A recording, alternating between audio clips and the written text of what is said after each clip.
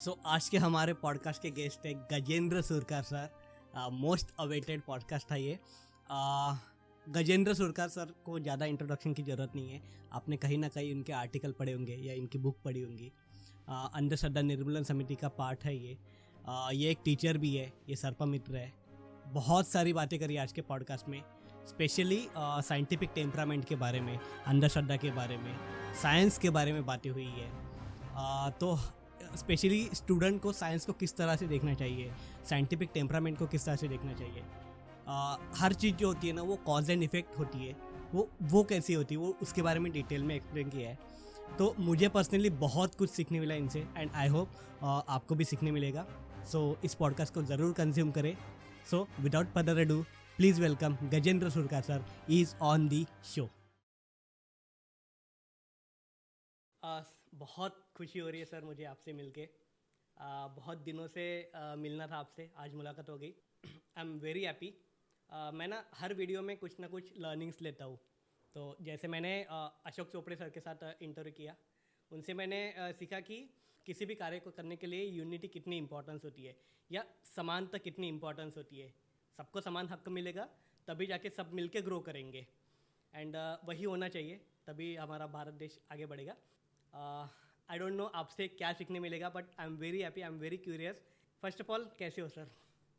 बहुत ठीक हूँ और आपका धन्यवाद है कि आपने आज इस स्टूडियो में मुझे बुलाया और मेरी बात लोगों तक पहुंचाने का जो कार्य आप कर रहे हैं उसके लिए मैं आपका बहुत ही आभारी हूँ। Okay, thank you sir. आपके पास मैंने थोड़ा सा रिसर्च किया, आपके पास बहुत कुछ है बताने के लिए, बहुत सारी चीज़ें हैं। आप ही स्टार्ट कर दो कि ये सब कहाँ से स्टार्ट हुआ, कहाँ से जर्नी स्टार्ट हुई आपको कि इस फील्ड में आए आप। वैसे मेरा जो परिवार है वो मध्यम परिवार जिसमें माना जाता है ऐसा था। पिताजी पुलिस में थे, लेकिन कोई भी रूढ़ी परंपरा जिस तरीके से होनी चाहिए थे वो नहीं थी। एक नॉर्मल जो चीज़ थी वो थी, इसलिए उसका कोई प्रभाव मेरे ऊपर नहीं पड़ा।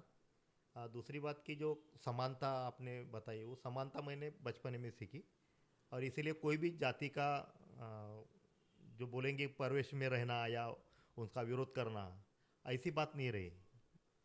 क्योंकि हम अम्बेडकरी जो लोग थे, ऐसे एक साथी जो थे पुलिस में, नगराय नाम, वो हमारे पिताजी के दोस्त थे। तो खाना पीना यहाँ तक कि आना जाना ये था, तो जाति का कोई लवलेश हमारे इसमें नहीं था और उसका शायद मेरे ऊपर वो प्रभाव रहा होगा।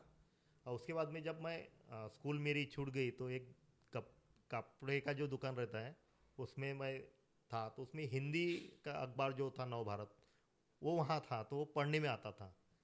और उसी समय उनका एक दोस्त था, वो आरएसएस से संबंधित था, लेकिन दोनों दोस्त थे।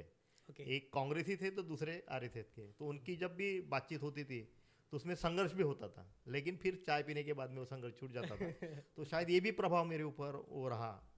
फिर उसके बाद में कुछ साथी मिले, लेकिन मेरा जो प्रवास था वो जो चालू हुआ वो बीएसपी से था। कि आज के परिवेश में जैसे कुछ लोग बातें रखते कि जैसे राहुल गांधी अभी उन्होंने कल बात रखी थी कि 90 आईएएस ऑफिसर है और सिर्फ 3 ओबीसी उसमें है। तो मैंने तो अभी तो जो भी अस्पृश्यता के रैंक में आते हैं ऐसे तो किसी से बात की नहीं, मैंने किसी की बात, सिर्फ ओबीसी की बात की। तो काशीराम जी उस समय में बैंक होंगे, प्राइवेट सेक्टर होंगे या सरकारी ऑफिस होंगे, ऐसे में ओबीसी है, SC/NT है, इनकी संख्या कितनी है और जो 2.5-3% लोग हैं जो व्यवस्था में रहते हैं, ऐसी जो ओपन में कास्ट आती है, इनकी संख्या कितनी है। तो ये पूरा ब्यौरा वो रखते थे। उनसे जो भी अच्छी बातें सीखनी थी तो वो उसे से वो लगाव होते गए और उन्हें चांस दिया। लेकिन फिर उन्हें में भी कुछ उनके मृत्यु के बाद में आपस में टकराव हुए, फिर मनमुटाव हुआ, मतभेद हुए, तो मैंने वो छोड़ दिया। फिर तो एक दिन यहाँ मगन संग्रहालय करके वहाँ कारागिरों का अखिल भारतीय सम्मेलन होता है हर बार, 7 दिन का लगता था। अभी 5-6 साल से नहीं हो रहा वो। तो वहाँ जब पूरे स्टॉल घूम रहा था मैं, तो मुझे एक जगह सांप, पंछी, वाइल्ड लाइफ से जो भी प्राणी आते हैं वैसे, पर्यावरण, ऐसा एक स्टॉल दिखा जिसका संचालन प्रभाकर पुसतकर करके उस टाइम में काफ़ी बड़े नामी है वो व्यक्ति, लेकिन प्रसिद्धि से बाहर है। वो अभी मंत्री है नई तालीम के, उनसे फिर संपर्क में रहा मैं ये सोचने लगा कि जिस सांप से लोग डरते हैं, अपन डरते हैं, छोटे छोटे बच्चे उस सांप को लेके लोगों को जानकारी दे रहे, लोग हाथ लगा रहे। फिर मैंने उनकी सदस्यता भरी, उस समय 25 रुपये उसकी सदस्यता थी। मुझे कुछ दिन के बाद एक लेटर आया कि पक्षी मित्र की बैठक है और उसमें आपको निमंत्रित किया गया है। तो फिर वो मगन संग्रहालय के परिसर में उनकी जो भी व्यवस्था थी उस वहाँ गया, उस मीटिंग में रहा, फिर उनके साथ में जुड़ते गया। ऐसे में ही उन्होंने फिर सांप का ट्रेनिंग रखा, तो फिर मैंने सांप का ट्रेनिंग लिया कि जो डर है मेरे दिल में वो निकलना चाहिए और कुछ तो भी तो करना है। तो हम 30-32 लोग थे, उसमें से हम 3 लोग तैयार हुए उसमें, जो अच्छे तरीके से सांप पकड़ना सीख गए। उसमें मैं एक था और उन्हीं के साथ में था। तो उस समय में वो अखिल भारतीय अंधश्रद्धा निर्मूलन समिति जो है श्याम मानव की, उनके वो जिला के अध्यक्ष थे। तो उनसे संबंध आता गया, तो फिर उनके बैठक में मैं जाता गया। तो मैंने डरते डरते उतने डेयरिंग से, बहुत ही सहजता से, अंदर से तो काफ़ी डरा हुआ था, लेकिन बाहर लोगों को नहीं दिख रहा था डर, लेकिन मुझे मालूम था मैं कितना डर रहा हूँ। हाथ काँप रहे थे, लेकिन फिर भी पूरी नज़र उसके ऊपर थी। तो उस समय में कोबरा है, रसेल वाइपर है, जैसे घोनस कहा जाता है, वो काफ़ी डरावना सांप होता है, वो कब काटेगा इसका कोई भरोसा नहीं। तो पहला कार्यक्रम दिया और मुझे उसी समय डेयरिंग आ गया, हाँ ये मैं कर सकता हूँ। फिर उस दिन और 2 कार्यक्रम हुए, उसके बाद में पीछे पलट कर मैंने नहीं देखा। और कार्यक्रम में मतलब क्या करते थे आप एग्जैक्टली? उस लोगों को जो डर है लोगों को कि सांप काटता ही है और काटने के बाद मरता ही है आदमी, तो 2 कारण मेरे अभ्यास से हो सकते थे। तो वो जानकारी लोगों तक पहुंचाना, उसी के साथ में जहरीले और जो जहरीले नहीं है ऐसे सांपों की जानकारी देना, उसी के साथ में उसका जो फर्स्ट एड है वो लोगों को बताना कि हॉस्पिटल पहुंचने तक हम किस तरह से फर्स्ट एड करके जा सकते हैं। वो ज़्यादा इम्पोर्टेंट है, हाँ, क्योंकि वो ज़्यादा इम्पोर्टेंट है। और फिर दवा लोगों को मालूम नहीं थी। मेरा ये आक्षेप भी है सरकार के ऊपर कि कंडोम वापरो और लोक संख्या को कम करो, या मीठ साखर पानी, हागोनी और बहुगुनी, ऐसे कई पोस्टर्स लगते थे जगह जगह, लेकिन सांप ने काटने के बाद सिर्फ सरकारी हॉस्पिटल में ही दवा मिलती है और आप बच सकते हैं, इसका कोई पोस्टर कहीं नहीं लगा। ना किताब है, ना छोटे कोई स्टिकर है, ना छोटा कोई बना है कुछ चीज़ ऐसी जिसको प्रचार और साहित्य का बोलेंगे, ऐसा सरकार ने कभी निकाला नहीं, जो कि होना चाहिए, क्योंकि जबकि होना चाहिए। अब वो जरूरी है। 2000 के पहले निकाला होगा तो मुझे मालूम नहीं, लेकिन जब से मैंने देखा कोई भी हॉस्पिटल में इस तरीके से नहीं देखा, तो मेरा ध्यान फिर इसके ऊपर भी गया। और फिर इस तरह के कार्यक्रम देकर जो घटनाएं मेरे सामने आई, उसमें से मैं सोचने लगा कि तो गरीब को सांप काटता है सिर्फ, खेत वाला तो धुरे पर बैठा होता है और जो मजूर है वो काम करता है, तो मजूर को सांप काटता है, तो ये तो माली हालत उसकी बहुत ही खराब होती है। तो फिर उसके बारे में सोचा और कई फिर उसके ऊपर प्रचार साहित्य निकाला मैंने, लोगों की मदद ली, वन विभाग से मदद ली, सामाजिक वनीकरण से विभाग ली, और फिर पोस्टर्स है वो पूरे जिला परिषद के स्कूलों में, पूरे जिला में उनको बांटा। पूरे महाराष्ट्र में जहाँ जहाँ भी हॉस्पिटल है सरकारी, उनको, वन विभाग को, उनको भी वितरित किया अपने पैसे से, पोस्टेज खर्चा से सहित। तो एक जानकारी लोगों तक पहुँचे, उसका उद्देश्य था और उसमें सफलता मिली। अगला जो टप्पा था उसमें ये जो मैंने बातें सोची और मैंने समझी उसमें, तो ये निकल कर आया कि इस आदमी को कभी 1 रुपया नहीं मिलता, जबकि शेर ने अगर मारा है या कोई भी वाइल्ड लाइफ जो भी है उसने अगर मारा है या उसका कोई ना कोई नुकसान किया है, वो चाहे शरीर का होगा उसको या खेती का होगा या उसके जानवरों का होगा, तो पैसे देते कि उस समय में 5 लाख रुपए मिलते थे। फिर उसके 8 लाख हुए, 8 लाख के 15 लाख हुए और अभी तो 25 लाख रुपए मिलते हैं। लेकिन सांप ने काटने के बाद में 1 रुपया नहीं मिलता। बाप रे। जबकि सांप भी वन्य जीव सूची जो है 1972 की, जिसको उसको सुरक्षित किया है, उसी तरह से बाघ है, अश्वल है, हरिन है या बाकी की जो भी है वाइल्ड लाइफ जितने भी है, उसको भी उसी में डाला हुआ है। जब दोनों एक ही घर में रह रहे हैं, ऐसा समझे कि दोनों एक ही घर में रह रहे हैं, और एक ने अगर मारा तो आप पैसे देते हैं और दूसरे ने मारा तो आप पैसे नहीं देते हैं, तो ये तो सही नहीं है ना। वाइल्ड लाइफ में अगर वो आता है और वो तो घर में आके काटता है, खेत में आके काटता है या काम करते समय में आके काटता है, तो ये तो उसका थोड़ा गुनाह है। राइट। तो ये आपका वाइल्ड लाइफ है, जबकि सांप ने मारा, सांप को अपन आपने मारा या उस सांप को पकड़ के रखा, सांप के आपने कोई चीज उसके शरीर की बेची, उसकी चमड़ी बेची, चमड़ी निकाली या उसका कोई अवयव निकाला या उसको लेकर आप ट्रैवल करते हो, तो सब गुनाह है। उसमें सजा भी होती है। फिर वो उतनी सजा होती है जितनी वाइल्ड लाइफ के अलग अलग प्राणियों के लिए है।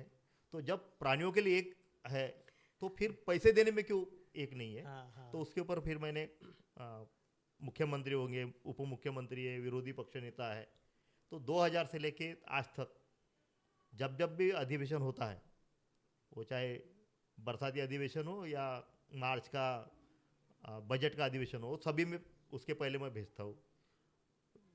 तो ये करके मैंने वो मांग रखी। उसकी एक 2014 में दखल ली गई कि अगर कोई सांप से काट कर मर जाता है तो उसको 2 लाख रुपए मिलेंगे।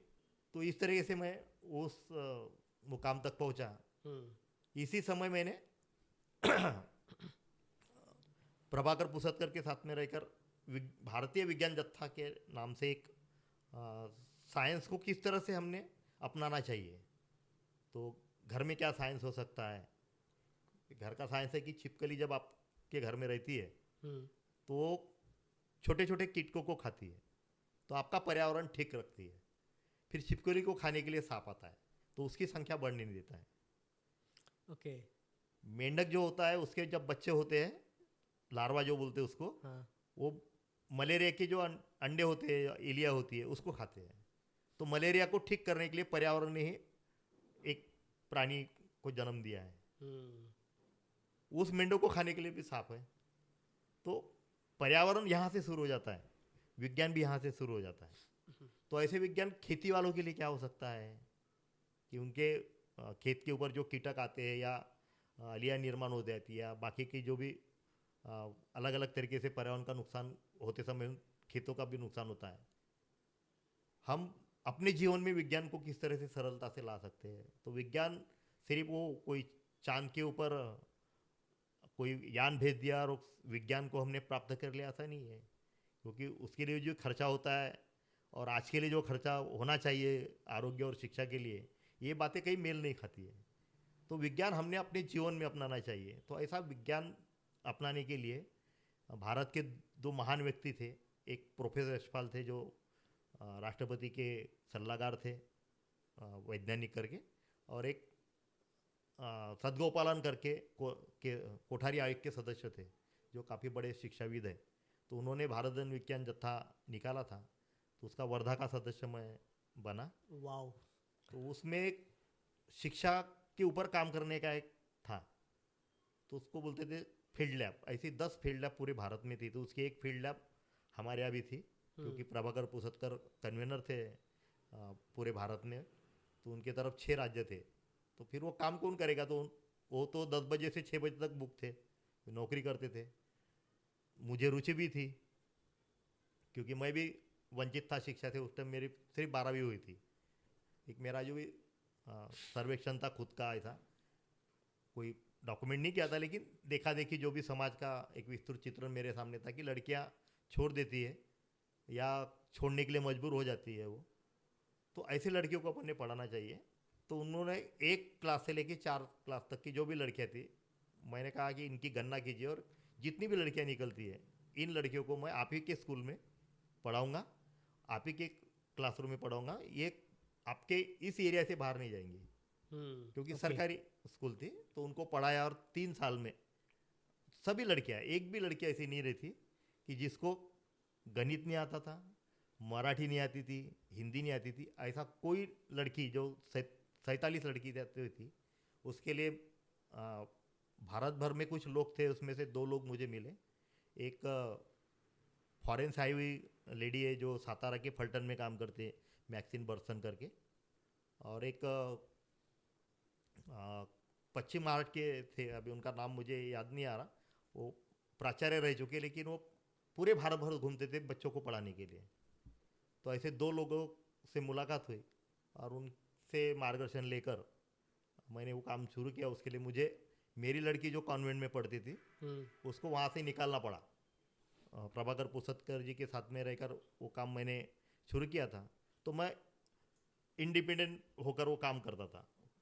वैसे में मेरे हाथ में अंधश्रद्धा निर्मूलन वार्तापत्र करके एक पत्रिका लगी, उसमें डॉक्टर दाभोलकर का नंबर था। तो मैंने उनसे संपर्क किया। तो उनसे संपर्क किया, उन्होंने मुझे रामचंद्र तावरे करके उस समय सांगली के कार्यकर्ता थे, जो इंडिपेंडेंट जो लोग थे, व्यक्तिगत कार्यकर्ता जिसको बोलते, तो उनसे संपर्क करने का काम वो करते थे। तो फिर उनसे संपर्क किया। उन्होंने मुझे इस्लामपुर के पास उनकी एक कार्यशाला थी 3 दिन की, उसमें मुझे बुलाया। काफ़ी बड़ा अधिवेशन था, उसमें नीड़ू फुले थे, सदाशिव अमरापुरकर थे, डॉक्टर श्री राम लागू थे। वो सब नज़ारा देख के मुझे लगा कि बाप रे, इतने बड़े लोग भी इस तरीके के सोचने वाले हैं। तो ऐसे में तो अपन ने सहभागी होना चाहिए। तो फिर वो उस काम को मैंने 13 सितंबर 2002 को वर्धा में महाराष्ट्र अंधश्रद्धा निर्मूलन समिति की स्थापना की। और फिर यहाँ से 11 जिले जो है विदर्भ के, जहाँ डॉक्टर दाभोलकर जी का काम नहीं था, वो काम वहाँ खड़ा किया। डॉक्टर नरेंद्र दाभोलकर जी के कई व्याख्यान वर्धा में आयोजित किए, कार्यशालाएं आयोजित की। पूरे विदर्भ में उनके साथ में घूमते रहा। महाराष्ट्र में भी उन्होंने भी मुझे चांस दिया। और सांपों की जो जानकारी मेरे पास थी, एक तज्ञता थी, उसके इससे मैं पूरे महाराष्ट्र भर में मशहूर हुआ। उसमें उनका बड़ा योगदान था। वो चाहे सरकार से बातचीत करने के लिए हो, किताबें जो, और मेरा जो साहित्य था वो प्रकाशित करना, जो वन मंत्री था महाराष्ट्र का, उसके हाथ से ये सब बातें उन्होंने की। और मेरा जो किताब था सापांची ओळख, इसको भी प्रपोज करने का काम उन्होंने किया। तो इस तरीके से फिर वो काम बढ़ते गया। उसी के साथ में अंधश्रद्धा निर्मूलन का काम बढ़ते गया। लोगों में आज भी अंधविश्वास बहुत है। लोग ऐसा कहते हैं कि अनीस वाले भगवान को गाली देते, या वो कहते हैं कि भाई भगवान को मानो मत, या पूजा पाठ मत करो। तो हमारी स्पष्ट भूमिका है कि हम ऐसा कुछ नहीं कहते, क्योंकि भारतीय संविधान जो लागू हुआ है उसमें धर्म और जो भी आप कुछ करना है धर्म के अनुसंधान से, या धर्म के ऐसा बोलेंगे कि उसमें जो आचार विचार आपको दिए हुए, वो जो भी करना है उसकी पूरी मुभा दी हुई है। तो भारतीय संविधान में एक तरह से स्वातंत्र दिया है धर्म के बारे में, पूजा के बारे में। उसी तरह से 51 अ कलम के अंतर्गत भारतीय नागरिकों के कर्तव्य दिए हुए हैं। उसमें वैज्ञानिक दृष्टिकोण दिया हुआ है, साइंटिफिक टेम्परामेंट, जो स्कूल में पढ़ाया जाता है। साइंटिफिक टेम्परामेंट क्या है, थोड़ा सा एक्सप्लेन कर दो। साइंटिफिक टेम्परामेंट ऐसा है कि उसको वैज्ञानिक दृष्टिकोण, एक वैज्ञानिक शब्द है कि कार्यकारण भाव को जानना। हर घटना जो भी घटती है, वो चाहे अपने जीवन में हो, निसर्ग में हो, पृथ्वी तल पर हो, पूरे वर्ल्ड में कहीं भी घटना घटती है तो उसके पीछे कारण होता है। जैसे मैं अभी बोल रहा हूँ यहाँ, और ये सब वीडियो हो रहा है, मेरा आवाज़ भी टेप हो रहा है, तो इसके पीछे कार्यकारण भाव है। ये सब इंस्ट्रूमेंट लगा हुआ है, तो मेरी बात लोगों तक पहुँच रही है। लेकिन बीच में अगर लाइन चली जाती है और दूसरी व्यवस्था हमारे पास नहीं है जनरेटर की, तो मेरी आवाज़ कितनी भी मैंने ज़ोर से निकाली तो भी लोगों तक नहीं पहुँचेंगी।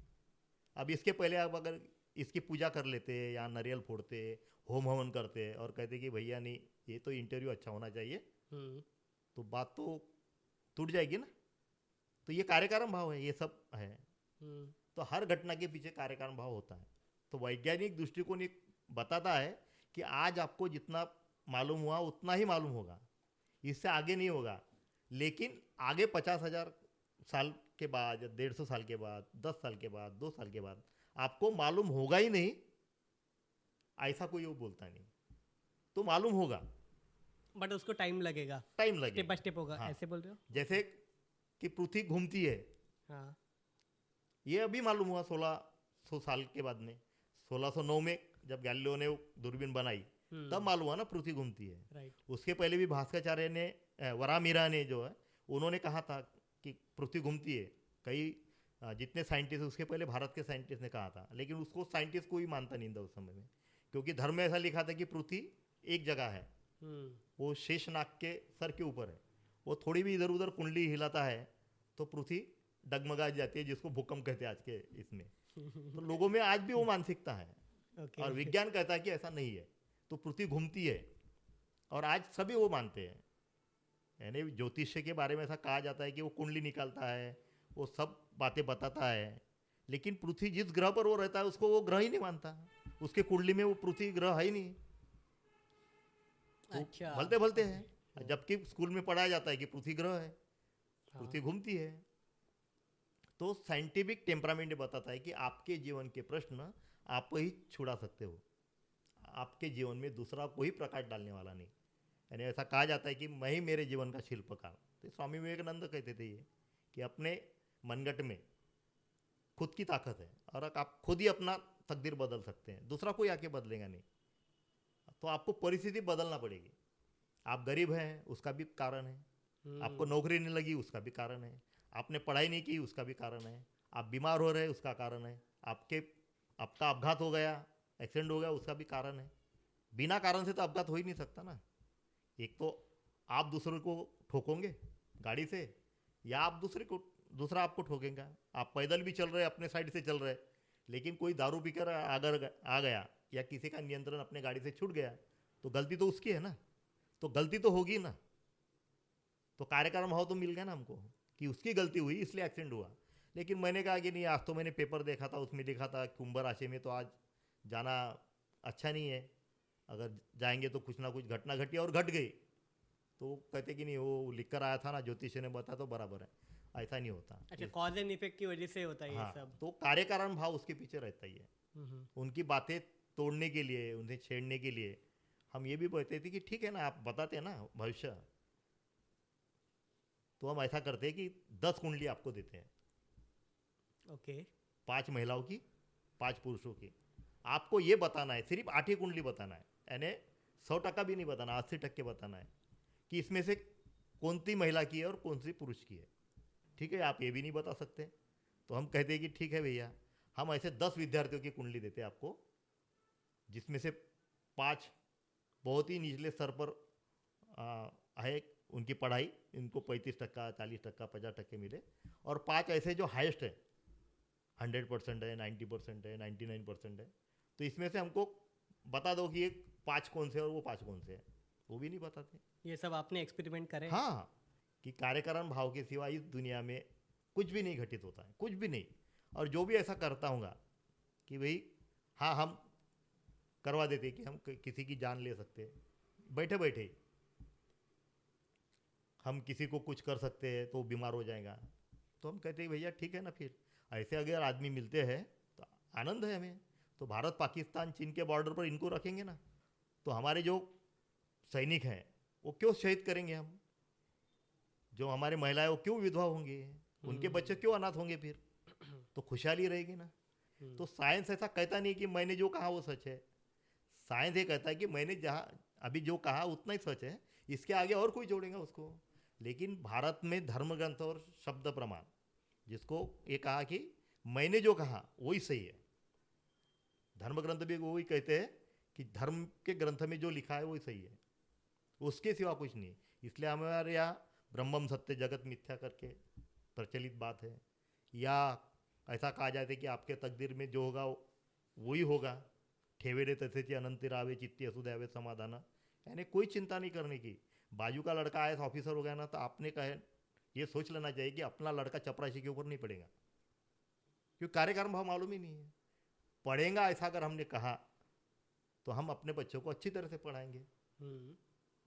हो सकता है कि उसका मेंटली थोड़ा कम होगा वो, लेकिन कम से कम वो तहसीलदार तो बनेगा, अतिरिक्त जिलाधिकारी बनेगा, असिस्टेंट एसपी बनेगा। तो उसको लेकिन वैसा एनवायरनमेंट मिलना चाहिए। हाँ, तो ये कब होगा, जब हम विज्ञान उस तरीके से सोचेंगे। तो ऐसा जो वैज्ञानिक दृष्टिकोण है जो पूरी तरह से आपको फुलाता है, हर प्रश्न का उत्तर आपको देने की कोशिश करता है, इसीलिए सरकार ने उसको वैज्ञानिक जो धोरण है, राजीव गांधी ने जो 1984 में भारत का रखा था, उसमें वैज्ञानिक दृष्टिकोण को जगह दी। अंधश्रद्धा को ना थोड़ा सा डीप एक्सप्लेन कर दो कि आपके अकॉर्डिंग अंधश्रद्धा क्या है। अंधश्रद्धा में 2 शब्द आते हैं। एक तो अंध, तो अंध का अर्थ होता है कि जिसको आंखें नहीं है। दूसरा शब्द है श्रद्धा, तो जिसके ऊपर हम श्रद्धा रखते हैं, वो चाहे भगवान के ऊपर हो, ग्रंथ के ऊपर हो, आदमी के ऊपर हो, गुरु के ऊपर हो, शिक्षक के ऊपर हो, हमारे माँ बाप के ऊपर हो, तो श्रद्धा उस तरह से मानी जाती है कि उसको प्रश्न नहीं पूछना है। तो इसको अंधश्रद्धा ऐसा शब्द है। अब अंध का अर्थ ऐसा होता है कि आंखें नहीं है तो अंधा है, लेकिन मुझे दिख रहा है कि इससे मुझे कोई फायदा नहीं होने वाला है, फिर भी वो मैं कर रहा हूँ, उसका पालन कर रहा हूँ, उसके मेरे जीवन का वो अभिन्न अंग बन गया है। हम शिक्षकों के कई सेमिनार लेते हैं, तो उस समय में कोई मैडम लेट आ जाती है, उनको पूछा क्यों आ गए, नहीं वो थोड़ा सा पूजा में देर लग गई। मैडम आज पूजा नहीं किया था, नहीं थोडंसं चुकल्या चुकल्यासारखं वाटते। तो इस तरीके एकदम उसके ऊपर आहारी जिसको बोलेंगे, डिपेंड उसके ऊपर होना, तो वो अंधश्रद्धा में कब बदल हो जाएगा और फिर आसाराम कब पैदा हो जाएगा, इसका कोई भरोसा नहीं। ओके। आसाराम के ऊपर लोगों की श्रद्धा थी कि वो आपके जीवन के प्रश्न छोड़ता है, उसको छुटकारा देता है। तो आसाराम ने कब महिलाओं का लैंगिक शोषण चालू किया, किसी के ध्यान में नहीं आया। लेकिन जो बड़े पैमाने पर फिर हुआ, तो आज वो तो जेल में है दोनों बाप बेटे। तो आसाराम नहीं होना चाहिए ना।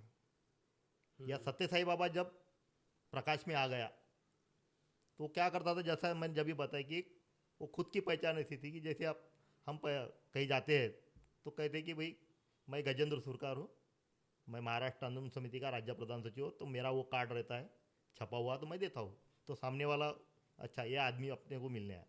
लेकिन सत्य साई बाबा ऐसा कहता था कि my miracle is my card. अब जैसा मैंने कहा कि भारत तो काफ़ी गरीब है ना, यहाँ अभी 3 महीने में 1228 लोगों ने आत्महत्या की है, सिर्फ विदर्भ में। महाराष्ट्र का आंकड़ा काफ़ी बड़ा है। और क्यों की है, तो खेती में उत्पन्न नहीं हुआ, बच्चे पढ़ाई में है, लड़की शादी की है, घर पर तो बेचने के लिए भी कुछ नहीं रहा क्योंकि सभी बेच डाला, टीन थी तो वो भी बेच डाला, घर का लकड़ा था वो भी बेच डाला, झाड़ थे खेत में वो भी बेच डाला, गैया डंगर थे वो भी बेच डाला, तो है तो कुछ नहीं। गांव में 5% से पैसे लिए हुए हैं, सवाई से पैसे लिए हुए हैं, खेती का जो भी सामान लगता है वो भी उधारी पर लाया है। ये सब विवंशा में वो आत्महत्या कर लेता है।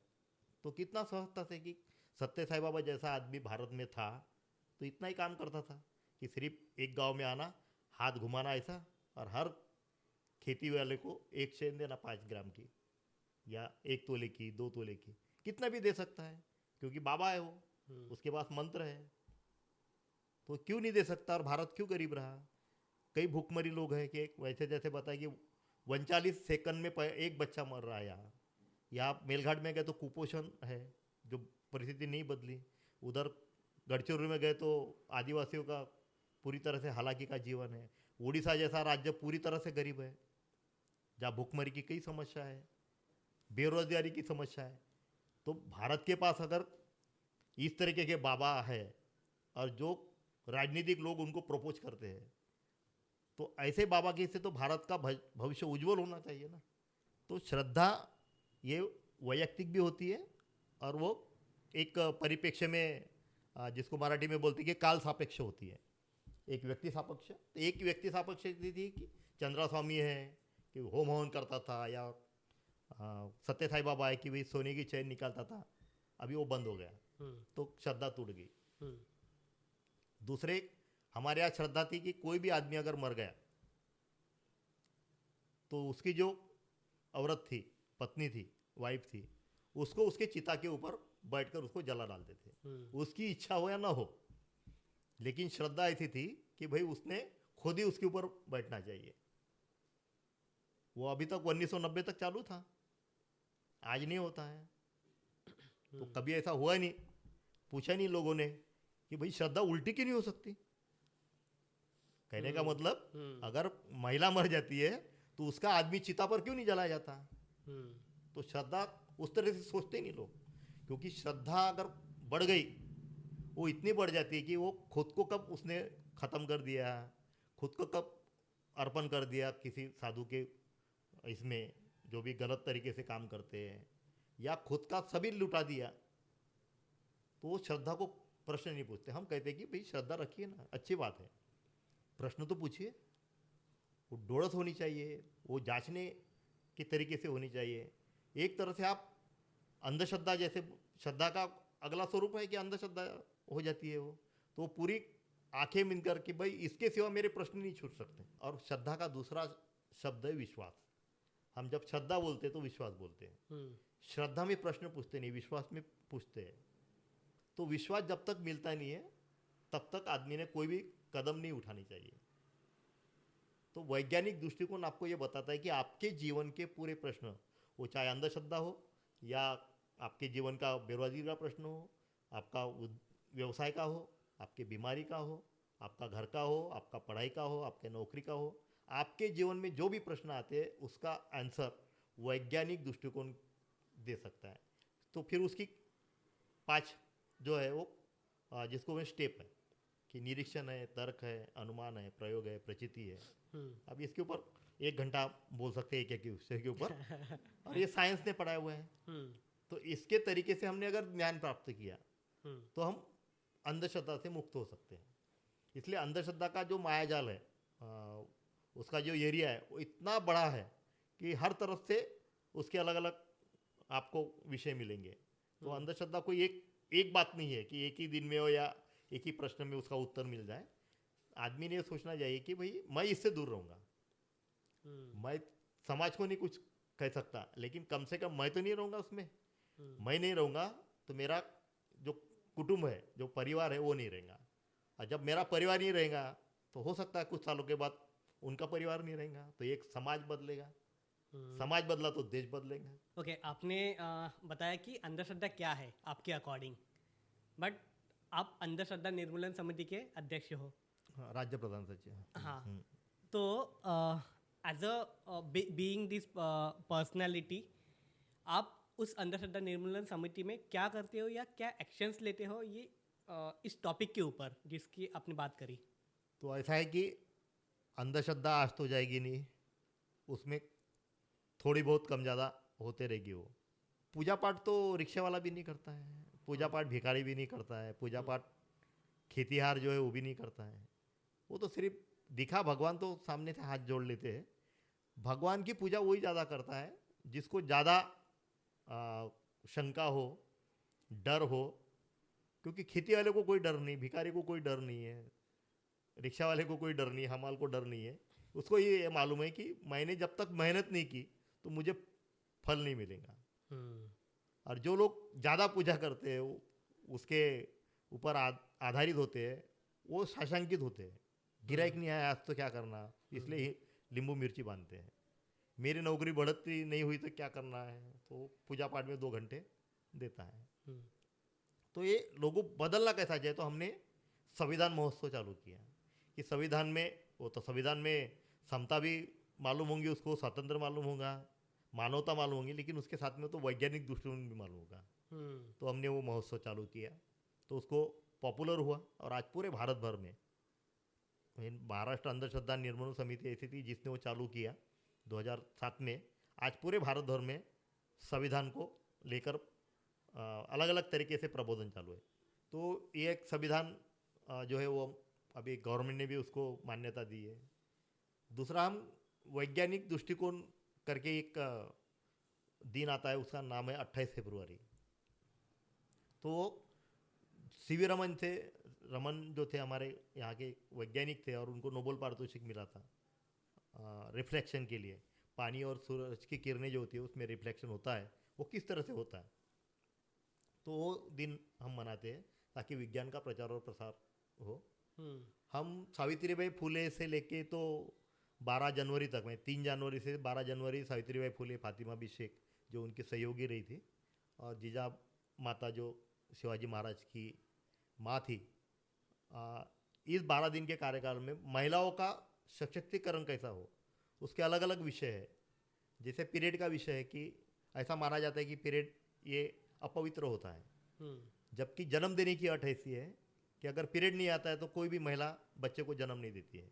लेकिन हमारे मंदिरों में महिलाओं को इसीलिए बाहर रखा जाता है कि वो उस माहवारी में अगर होगी तो अपवित्र हो जाएंगे, अपवित्र माना जाता है। तो एक कैसा होगा जब उसकी अट, निसर्ग ऐसा बोलता है कि जब बच्चा होना है तो माहवारी होनी चाहिए, अगर वो होती नहीं तो बच्चा नहीं होगा।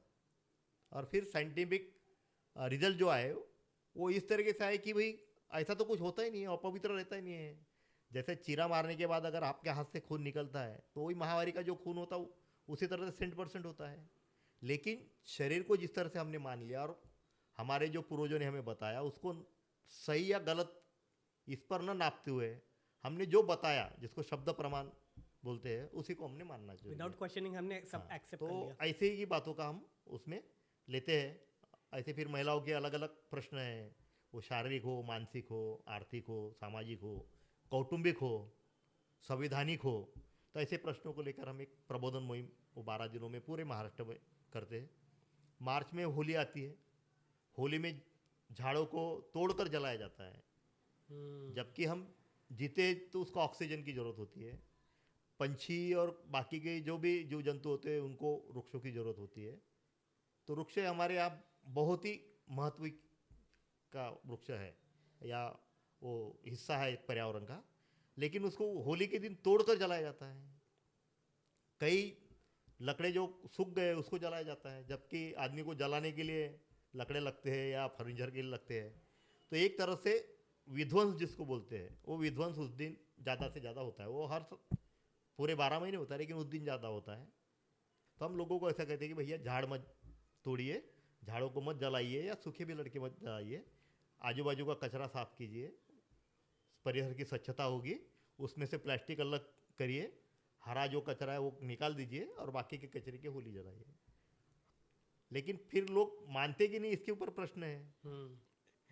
तो हमने उसको पर्याय दिया कि भाई आप जो रोटी डालते हैं ना उसके ऊपर गाठी डालते या बाकी का वो हमें दे दीजिए, पूजा करिए, हमारा कोई विरोध नहीं। आप अच्छे मन से पूजा कीजिए, पूरी प्रसन्नता से कीजिए, श्रद्धा से कीजिए, हम श्रद्धा से भी विरोध नहीं करते।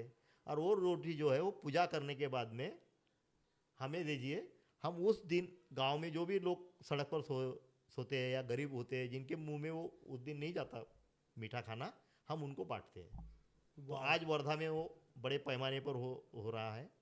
महाराष्ट्र में तो होता ही है लेकिन खासकर वर्धा में भी हमने किया, तो अभी 7-8 जगह होता है। फिर रेलवे स्टेशन, बस स्टैंड है, पारदियों की झोपड़ी है या रास्ते पर जो ऐसे लोगों को हम बांटते हैं।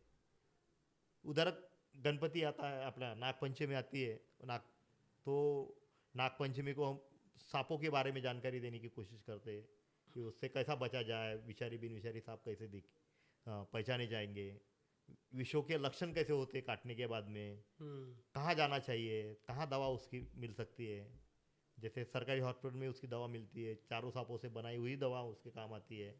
उसी तरह से कुत्ते ने अगर काट लिया या कोई दूसरे इंगली जैसे या बिच्छू ने काट लिया, तो कोई मंत्र वाले के पास न जाते हुए या कई अवैज्ञानिक जो इलाज है वो न करते हुए आप सही तरीके से, तो ऐसी हम उस समय में जानकारी देते हैं। फिर गणपति आता तो गणपति में वही है कि पहले गणपति माटी का होता था, झाड़ू का होता था, छोटा होता था। पहले वो फूलों से और पत्तियों से उसके रंग बनाए जाते थे, तो पर्यावरण को कोई हानि नहीं थी क्योंकि संख्या भी कम थी और कोई केमिकल नहीं जाता था। आज केमिकल उसमें इस्तेमाल होता है क्योंकि रंग जो है वो अच्छे से दिखे, मूर्ति अच्छी बिके। फिर उसके ऊपर मट्टी का न बनाते हुए कम समय में बनता है तो प्लास्टर ऑफ पेरिस का आ गया। तो इसका पूरा दुष्परिणाम नदियों के ऊपर चालू हो गया। अनेकों गांव में या बस्तियों में, वाड़ी बस्तियों में फिल्टर की व्यवस्था नहीं होती है, तो केमिकल जो होता है वो तो कभी पानी में मिक्स नहीं होता है, तो उसमें काफ़ी जहरीले किस्म के जो औद्योगिक पेंट में वापरे जाते हैं वो होते हैं। तो हम प्रबोधन करते हैं कि भैया वो मूर्ति आपने, ऐसा कहा जाता है कि मूर्ति आपने बाजार से लाया तो मूर्ति है। धर्म ऐसा कहता है कि धर्म ग्रंथ ऐसे कहते हैं कि मूर्ति घर में लाई तो वो प्रतिष्ठापना की तो उसमें भगवान आ जाता है। अगर उसको उठाने के पहले अगर हिला दिया तो भगवान उसमें से वापस चले तो फिर तो मूर्ति रहती है। और फिर आप गणेश जी को आप बुद्धि का देवता कहते हैं, तो फिर अविवेक से आप कैसे ये करते हैं। तो हम पर्याय देते हैं भैया वो हमारे पास दीजिए, तो हम वो स्वीकारते हैं। स्वीकार कर हम जहाँ खानियाँ होती है, जहाँ से पत्थर निकाले जाते हैं और वो पूरी तरह से अच्छा पानी होता है बरसात का भरा हुआ, हम उसमें उसको निगर्मित करते हैं पूरे सम्मान के साथ में। तो हम हमारा साथ में रोटरी क्लब है, लायंस क्लब है या और कोई संस्था है, उनसे हाथ मिलाते हैं, उनके इससे हम ये करते हैं, विसर्जित करते हैं। तो फिर हमने दूसरा भी एक और पर्याय दिया, क्या भैया आपकी अगर श्रद्धा को ठेस पहुँचती है, हमारे पास आने में आपको दिक्कत होती है, लोग कोई ताना कसते हैं आपके ऊपर या आपके दिल में कोई संदेह होता है कि अनीस वाले क्या करेंगे मूर्ति का, तो ऐसा कीजिए कि घर में बकेट लीजिए, उसमें पानी डालिए, उसमें मूर्ति डालिए, विसर्जित करिए, वो पानी झाड़ों को डालिए और मट्टी में दूसरा झाड़ लगा दिए, तो आपकी श्रद्धा भी बची और लोगों को नुकसान भी नहीं हुआ। तो इस तरह का हमने पर्याय देना चालू किया, वो गवर्नमेंट ने भी मान्य किया और अभी पूरे महानगर पालिका हो, महाराष्ट्र गवर्नमेंट हो, अभी पर्यावरणीय गणेश मूर्ति की स्थापना कीजिए, उसका जो भी अलंकार है वो वैसा या साज सज्जा है वो भी पर्यावरणीय करिए। तो एक बड़ा काम हमने जो चालू किया था उसको वो हो रहा है, समाज क्योंकि मान्यता मिली, ये मैंने भी सरकार देखा है। मान्यता मिली हाँ। और अभी होने वाला है, उसका भी हम करने वाले हैं। हम्म, फिर उधर दिवाली आती है तो फटाके फोड़ते हैं, हम्म, तो उस फटाके के इसमें उसके पहले दशहरा आता है तो दुर्गा जी बैठती है, तो 9 दिन में 9 देवियों की पूजा या उस समय बड़ा उत्साह होता है, एक पवित्र स्थान होता है। लेकिन अब एक चित्र बहुत अलग होता है कि उस 9 दिनों में कहीं बलात्कार नहीं हुआ, ऐसे कोई पेपर में बात नहीं आई, ऐसा कुछ होता नहीं, घरगुती अत्याचार नहीं हुआ महिला के ऊपर, ऐसा होता नहीं, छेड़छाड़ी नहीं हुई, ऐसा नहीं होता है, मारहाण नहीं हुई, ऐसा नहीं होता है, खून नहीं हुआ, ऐसा नहीं होता है। तो हम कहते हैं कि भाई समाज में ऐसे कई महिलाएं हैं जो दुर्गा देवी का या दुर्गा का रूप लेके रूप काम माना करती है, जाता जो है। लोगों के कामों में आती है, खुद का परिवार घर का सब काम छोड़ के वो अ, सामाजिक काम करती है, एक काम खड़ा कर देती है, लोग मानते हैं, सरकार मानती है। तो ऐसे महिलाओं को ढूंढकर उनका सत्कार और सम्मान करने करके समाज के सामने उनको लाने का काम हम 9 दिनों में हम करते हैं। तो हम ऐसा कहते हैं कि जिस तरह से अंधश्रद्धा आदमी का दिमाग पूरी तरह से बर्बाद कर देती है, विवेकहीन कर देती है, उसी तरह से हम कहते हैं कि जो रुपया होता है उसके 2 बाजू होते हैं। तो एक बाजू अंधश्रद्धा है कि जिसका विवेकहीन कर दिया उसको अंधश्रद्धा से, उसी तरह से व्यसन है कि व्यसन वो करने के बाद में वो सोचता ही नहीं है कि इससे दुष्परिणाम क्या हो गए, जबकि लिखा रहता है पाकिट के ऊपर। तो उसके विरोध में हम पूरी तरह से मुहिम खड़ी कर देते हैं। तो हम पूरे साल भर वो कार्यक्रम चलाते हैं, लेकिन 31 दिसंबर को हम ऐसा कहते हैं कि भैया दारू मत पीजिए, दूध पीजिए। अब दूध पीजिए ऐसा बोलने से तो लोग दूध पीने नहीं जाएंगे, तो पर्याय क्या है फिर? हाँ। तो हम कुछ लोगों की मदद लेके, जो भीड़ भाड़ वाले चौक होते हैं वहाँ दूध का वाटप करते हैं। लोग आते हैं, अभी कार्यक्रम बढ़ रहे हैं, अभी एक चौक में हमने चालू किया था, 2-4 चौक में कर रहे हैं, हमारा देखी देखी लोग भी कर रहे हैं, लोग सपोर्ट करते हैं। हाँ लोग सपोर्ट का। हमने जितने भी अभी कार्यक्रम आपको बताए लोगों को बताने के लिए, इसमें से 5 से 6 कार्यक्रम सरकार ने अपनाए हैं। ओके। और सरकार उसका अपने तरफ से जो भी उनको करना चाहिए प्रचार और प्रसार वो करती है, लेकिन आखिर सरकार है, उसके हाथ कुछ बंधे हुए रहते हैं, अधिकारी उस तरीके से नहीं होते, कर्मचारी होते हैं। तो हमारा काम है कि समाज तक हम वो बातें पहुंचाने की कोशिश करें। तो हम पहुंचाते हैं तो एक तरह से अंधश्रद्धा दूर हो, ये तो हमारी मनोकामना है, हमारा काम का एक स्वरूप है। लेकिन पूरी तरह से बदल होगा ऐसा हम नहीं कहते, लेकिन आज नहीं होगा कल होगा, ये हमारा विश्वास है। और आपके माध्यम से हम लोगों को यही आह्वान करेंगे कि भैया आप जब भी कोई कृति करते हैं अपने जीवन की, तो विवेक से करें, सोचें, निरीक्षण, परीक्षण, तर्क, अनुमान और प्रयोग और प्रचिति, इसके द्वारा वो बात सही होती कि नहीं है।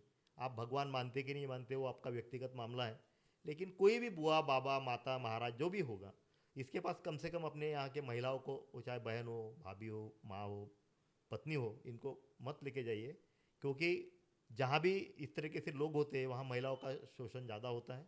ये हमारा खुद का जो अनुभव है 30 सालों का वो है। तो ऐसे जो भी काम है करते हैं खुद लोग, श्रद्धा के नाम पर, आनंद के नाम पर, उत्सव के नाम पर, तो वो करते समय में सोचे। हम कहते हैं कि मत करिए ऐसा कहते नहीं, वो आपके पास पैसा है, आपका समय है, आपका अधिकार है, लेकिन आप सोचें और उससे फ़ायदा हो रहा है नहीं हो रहा है ये सोचकर अगर उससे कुछ पैसे हम किसी की मदद करें तो इस पर ज़्यादा ध्यान दें। एक विवेकहीन आदमी होने से विवेक स्वीकारने वाला, विवेक से काम चलाने वाला अगर आदमी बने तो शायद ही नहीं, मुझे पूरा विश्वास है कि खुद का परिवार, समाज और राष्ट्र, ये आगे बढ़ने में मदद होंगी। बिल्कुल डेफिनेटली होगी सर, क्योंकि आपके विचार वैसे हैं, आपके एक्शंस वैसे हैं। क्या होता है ना, हम हर किसी से कुछ ना कुछ सीखते हैं, हर चीज़ से कुछ ना कुछ हम एनलाइटन होते हैं। तो उससे ना जो हम बचपन में होते हैं उससे एक एक लेवल आगे आगे बढ़ते जाते हैं, हम अपग्रेड होते हैं, जैसे टेक्नोलॉजी में बोलते हैं ना अपग्रेड करते हैं। तो एज ए ह्यूमन हम भी अपग्रेड होते हैं, राइट। तो आज मुझे लग रहा है कि मेरा एक लेवल अपग्रेड हो गया है। बहुत कुछ सीखने को मिला आपसे, बहुत सारी बातें करी, एंड आई होप आपके पास और भी बहुत कुछ है, बहुत कुछ सीखना है आगे आपसे भी। सो डेफिनेटली हम आगे भी शूट करेंगे, बहुत कुछ जानना है। सो तब तक के लिए sir, thank you so much for your time, thank you so much for enlighten us in this particular topic. So thanks a lot, thank you so much. आपका भी धन्यवाद है।